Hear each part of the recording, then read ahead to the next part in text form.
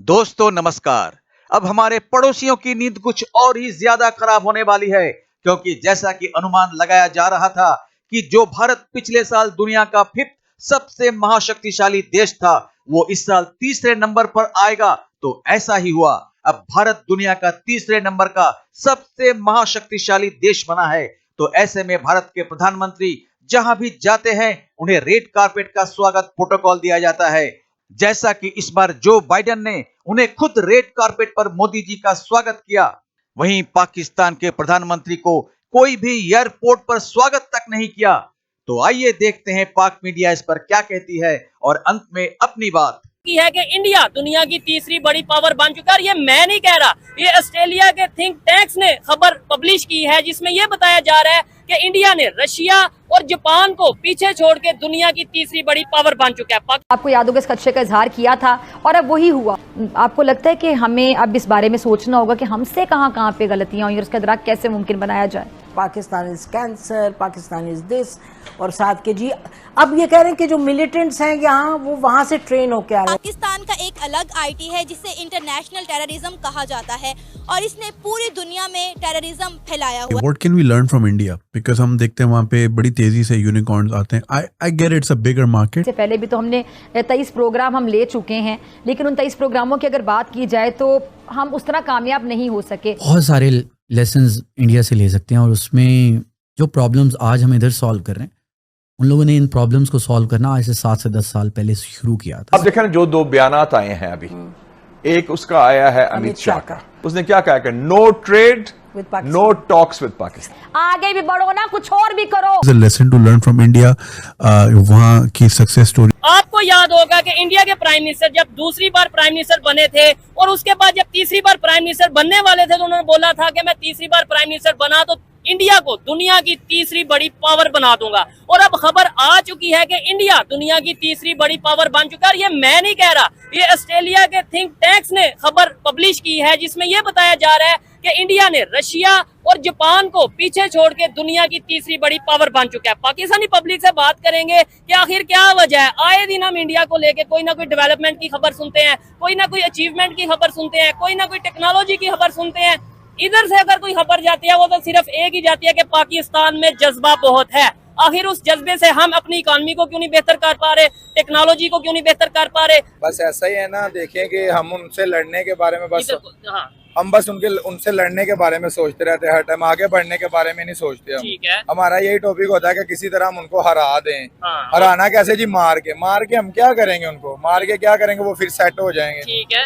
हमारा ही नहीं कुछ बनना। ऐसे ही है। मतलब ये बड़ी अच्छी बात करें। मैं कहता हूँ मुकाबला तो मैं भी एज ए पाकिस्तानी कहता हूँ इंडिया से होना चाहिए, लेकिन टेक्नोलॉजी में, एजुकेशन में, इकोनॉमी में, इन चीजों में मुकाबला भी हमारा उनके साथ क्यों होना चाहिए? वो अपने मुल्क में, हम अपने मुल्क में हम तरक्की करें, मुकाबला तरक्की में करें। हाँ, उसी में मैं कह रहा हूँ ना, मुकाबला तरक्की में करें, जबकि हम उनसे ऊपर जाएं।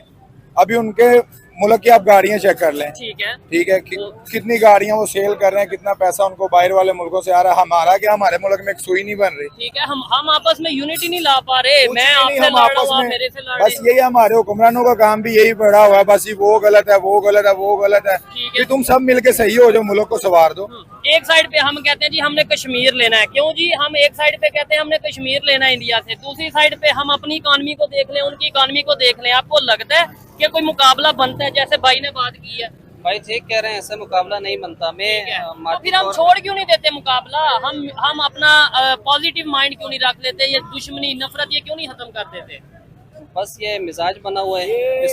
ये खत्म कभी भी नहीं होगी। ये बचपन से हमें सिखाया गया है जी, इंडिया वाले हमारे दुश्मन है जी। क्या दुश्मनी की है उन्होंने? आगे हमारे से रोटी छीन लिया। आगे क्या दुश्मनी की है उन्होंने हमारे? कश्मीर नहीं जी, कश्मीर का मसला तो उसका है ना। जब हम जाएं दुकान पे जी, हम सुबह सोए हुए उठे हैं जी, हम राशन लेने के लिए गए, आगे से पता चला जी हमारी पॉकेट से बाहर हो गया। जब हम ले ही नहीं सकते ये मसला, वो चीज नहीं हम ले सकते, वो हमारे दुश्मन है। हाँ। जो हमारे सोए हुए महंगाई बढ़ा देते हैं, जो हमारे सोए हुए चीजें बढ़ा देते हैं। आम पब्लिक से हमारा दुश्मन कहाँ से होगा? इंडिया तो हमारा दुश्मन है ही नहीं। पाकिस्तान के प्राइम मिनिस्टर शहबाज शरीफ 7 रोजा दौरे पर अमेरिका पहुंच चुके हैं।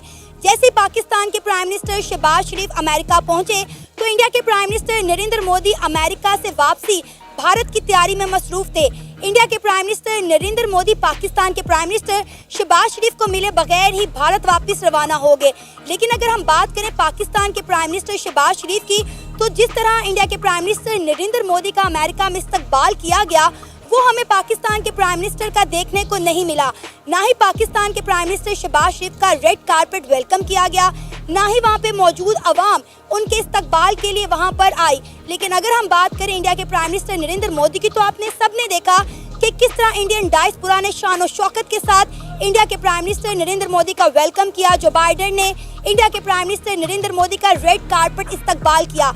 हम देख रहे हैं कि जो रिस्पेक्ट यूएसए में इंडिया के प्राइम मिनिस्टर नरेंद्र मोदी को मिल रही है, वो पाकिस्तान के प्राइम मिनिस्टर को नहीं मिल रही। तो हम इसको देखेंगे इस तरह के पाकिस्तान का प्राइम मिनिस्टर अगर कहीं गया है तो उसको आगे से वेलकम नहीं किया गया, तो ये पूरी कौम के लिए एक शर्मनाक बात है।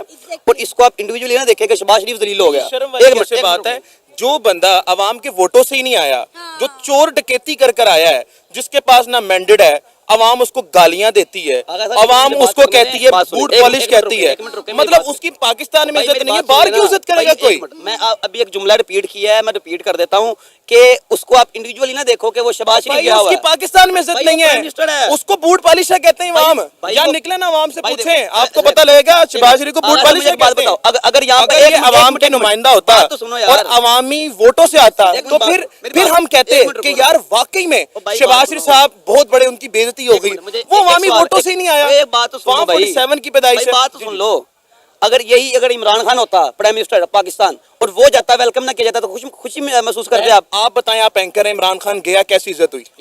हुई इसको माने, ये तो हुई है ना बहन। देखिए यार, आप मेरी बात समझो, हम जिंदगी भर पटवारियों का थोड़ा लेके भी मारे ना, वो नहीं समझेंगे। इमरान खान लाखों की तादाद में लोग एयरपोर्ट पे मौजूद थे नरेंद्र मोदी को सिर्फ देखने के लिए। वहाँ पे जो इंडियन डायस्पोरा था, उन्होंने अपने रवायती अंदाज से नरेंद्र मोदी को वेलकम किया। एक पाकिस्तानी शहबाज शरीफ को वेलकम करने के लिए मौजूद नहीं था, एक पाकिस्तानी। तो दुनिया के अनेक भागों में युद्ध के तनाव के इस माहौल में दुनिया का सबसे शक्तिशाली देशों का लिस्ट जारी कर दिया गया है। इस लिस्ट में इस बार भारत ने रूस और जापान को पीछे छोड़ते हुए वो दुनिया का तीसरा महाशक्तिशाली देश बन चुका है। 1 नंबर पर अमेरिका, 2 नंबर पर चीन और तीसरे पर भारत। ऑस्ट्रेलिया के लॉबी इंस्टीट्यूट थिंक टैंक की ओर से इस नए लिस्ट को जारी किया गया है।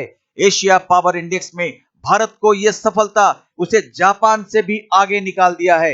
इसमें यह टिप्पणी की गई है कि जापान में इकोनॉमिक ग्रोथ में गिरावट की वजह से उसके स्कोरिंग में भी कमी आई है।